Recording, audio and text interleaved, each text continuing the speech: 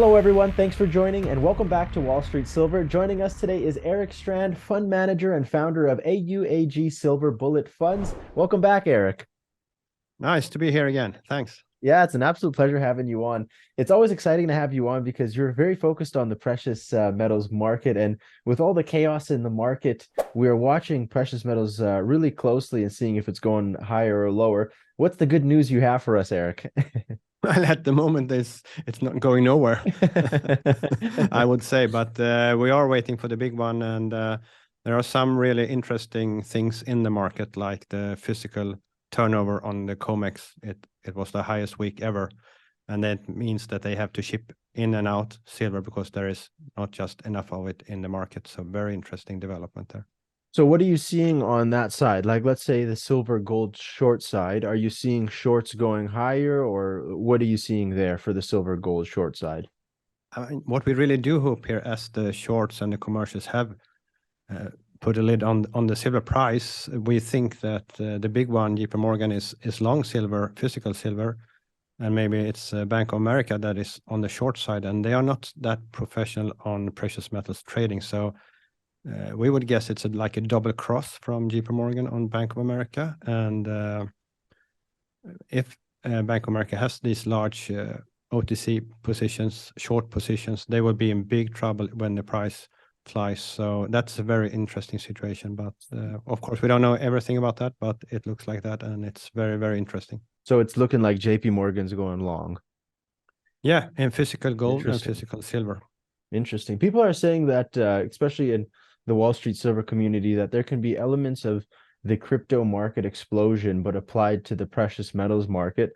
When true price discovery of silver is allowed, can we see crypto type moves in silver and gold, Eric? I think, I mean, the price will go up because of this COMEX resolution. That's one thing. And because of the physical shortage. So there are a lot of factors that talk for a much higher silver price. And again, people have been talking about 3-digit silver. I'm sure we will have that, as well as it's underpriced compared to gold. So it's really, really interesting. Well, you look at the silver mining ratio, Eric, like let's say some mining companies like First Majestic, they're mining, so the ratio is 1 to 8 for from gold and silver ratio for mining. But you look at the paper markets and it's completely distorted. In your opinion, Eric, why do you see so much distortion from the mining side to the paper market side? Is it just pure manipulation? Yeah, and actually, of course, the ratio should be the same as there is in the Earth, and that is 16 to 1. And we think normal bull market, I mean, the secular bull market for precious metals take this ratio lower, normally down to 30 to 1. If we have around 80 to 1 now, it normally goes to 30 to 1. We think this is the big one, and the ratio will go lower, and even maybe lower than 16 to 1. Wow. And as you said, we are mining 8 to 1 on an industrial metal that is so essential in everything from sun cells to cars, whatever. You need silver everywhere. So we will see this ratio going down, and if it goes down to just 30 to 1 and gold goes at least to 3,000 in the secular bull market, you have a silver price of 100. And what is your so you're thinking that we could reach triple digit silver in the near future? Do you have any target range, or like just in the near future? Yeah, we don't really have a target range. We like to see gold maybe as if you weight the US debt and the Fed's balance sheet and take some zeros away, you would like come to the number that gold below 3,500 is cheap. Yeah, of course. And only time it was more expensive than this. If you had the debt and the Fed balance sheet, would be like 2011 at the peak. So there are times where gold was maybe overpriced, and gold will be overpriced one day as well, but we are far from that. We need a double from here. And what are you like? Is there any similarities? Like, people are saying there could be similarities from the recession we're seeing now, or currently in, or heading into, compared to 2008. Do you see any similarities, or it's a completely different ball game? And what will that do to precious metals? I mean, sometimes precious metals are good in a recession, and even if you take gold, I like to say even if gold is 1 year minus 5%, it can be the best year to hold gold. Right. Because if the stock market goes down 35% and gold is minus 5, you can buy more on the stock market for your gold. And another year when gold is up 10%, but the stock market is up 30%, it's not that good. So it's not just about the plus or minus, it's a relative game compared to the stock market. So, and on the other hand, I believe the system will crash somewhere, if it's commercial real estate or whatever. And the Fed will go too far, as always, too far on raising rates and too far on lowering rates. And when we get that problem, they will, of course, they have to lower the rates again. They have to leave the inflation fighting, and because they won't allow a recession like in old times. I mean, nobody wants to go through that, so they will just print more money as they have done before. And now they have learned that they can print whatever they want, and they have learned that they can have zero rates, or in Europe we had minus rates. I mean, I don't know how it works, but we had just crazy. So we will see more of that. So basically what you're saying is the second the Fed pivots or starts lowering because they don't want to see a massive crazy recession, that's the moment precious metals will start going up higher, is when the Fed starts cutting rates. You're in the same camp? Yeah, what you should notice here, that gold has gone up around 9% during the rate hike cycle. Yeah, it has not been going down, so it has been going up. So it has shown strength. And of course, it's not even when the Fed pivots, it's when the market really believes they are going to do it. I mean, now again, we had some pressure because the Fed they really wanted to talk. We are going to raise 2 more times and so on. But I mean, that talk is cheap. So we will see. But the market, I mean, they're a bit afraid now because they really said, and the market still believes what they say. But I mean, even if they raise 1 time or 2 times, I mean, in the end of the year, they will have to go down. And when the market feels that and strong, and gold has been holding up that well, it will go up. And I think that would be like a turbo for silver. Yeah, absolutely. And at AuAg Silver Bullet Funds, what do you guys look at before picking a play or investing into the industry? What do you look at before even taking any steps at investing?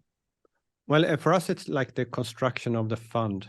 And I mean, the big vehicle for investing is like the SEAL, the ETF. And we wanted to construct our fund in a better way. And it has worked out. I mean, returns in the silver market has not been good, but our fund has been 10% better than the big ETF. And that's our target. And we do that with a better balancing, because you need to be really good at balancing the portfolio in such a small sector. And you see, if you do an ETF that is market weighted, you like get wheat on precious metals at 25%. And that's not a good fund construction. So the construction of the fund is really important. And to have the right target weights for the holdings, and then have a portfolio with 25 to 30 holdings. We don't want more. We want it to be concentrated.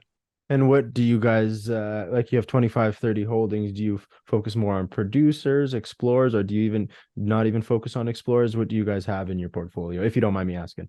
Yeah, no problem, no problem. I mean, we love the exploration side, but they are too illiquid for us to trade, because we are a daily traded fund, not like an ETF, but daily traded, and we can have inflows, outflows.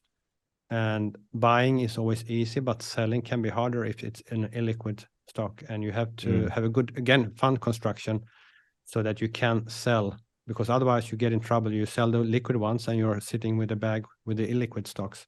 Yeah. And of course, exploration, we don't have any fees going in or out, and no lock-ins. So if you don't have that, I mean, you need liquid stocks in the portfolio. Interesting. And moving on to the green revolution, a lot of people have been talking about it in our community. It's taking more and more of the silver supply out of the ground and taking it to the solar industry in the green revolution. How many years will it take, do you think, Eric, for it to actually show up in the silver price? So will we need to see a massive shortage, or will it just be over time?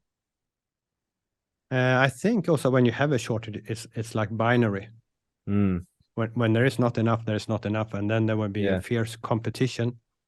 And it's not when we see premiums on coins, it's when the industrial on the industrial bars, that's when the big thing comes. And what is so interesting with silver is that the price is inelastic. And inelastic, it means it doesn't matter if it goes up 3 times from here, because the car doesn't get much more expensive, or whatever you produce, because still it's not so much silver in every car, but you cannot do a car without the silver.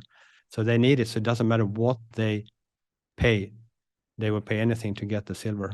Otherwise they can't do it. So, and what we do see is also, like, there have been some evolution with solar cells that you don't need so much silver. And that has come to an end now, and they're actually using more silver in the new generation of silver panels.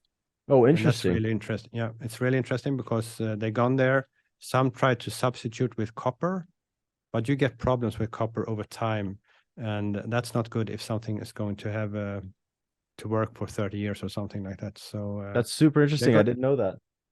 Yeah, so we have an end there, and we get more silver used in the solar panels from now on. So that's really, really interesting. And other than silver and gold specifically, do you look like, let's say at AuAg Funds, do you guys look at any other precious metals other than silver and gold, or no? Actually, we look at all metals, because nice. we broaden our spectrum a little bit. We started with gold and silver as a monetary metals, but we had to dig in really in what makes them so special, so precious, and it's all about their what they can do for our world. And then, of course, you have platinum and palladium. They did so much for our world already with the catalysts for car. I mean, now we have EVs, but for the last 30 years, it's the catalysts that have saved us. You couldn't do it without platinum and palladium. So these precious metals have really saved our world already, and they're going to save our world again. And then, of course, you have more metals. Copper is very interesting. Lithium, of course, is going up and down crazy. Maybe copper is the most interesting one, I would say. Why more do you stable. Why do you say, oh, it's more stable? Why do you say copper is interesting? Yeah, of course. I mean, in the green revolution, it's about electrifying, and I mean, silver is better, but it's still more expensive than copper. So you use a lot of copper, and you need a lot more copper in an EV than in a normal car. And it's not that easy to substitute. You can maybe use a bit less if you get to 48 volts cars that they will try, but still you need more copper in the cars than in the traditional cars. And you cannot just change copper, but if you go for the batteries, you have different techniques. So that's a bit more shaky there, I would say. More speculation. Will we have these normal lithium batteries? Will we get solid state batteries? Will we get other different kind of batteries? I mean, more things are happening there. So I think that's more of a gambling. Yeah. Well, it's been such a huge pleasure having you come down to Wall Street Silver, Eric. And we're going to put all of your guys' links and your social media links right under the description below, so they can reach out to you if they need to. And get our monthly letter if they want. Yeah, there you go. We'll put that in there in the description. So huge pleasure having you come down to Wall Street Silver. And as always, the market develops in the next 2-3 months. We're watching silver and gold closely, so we'd love to have you back. Right. Awesome. Talk to you soon, Eric. Yeah, thanks.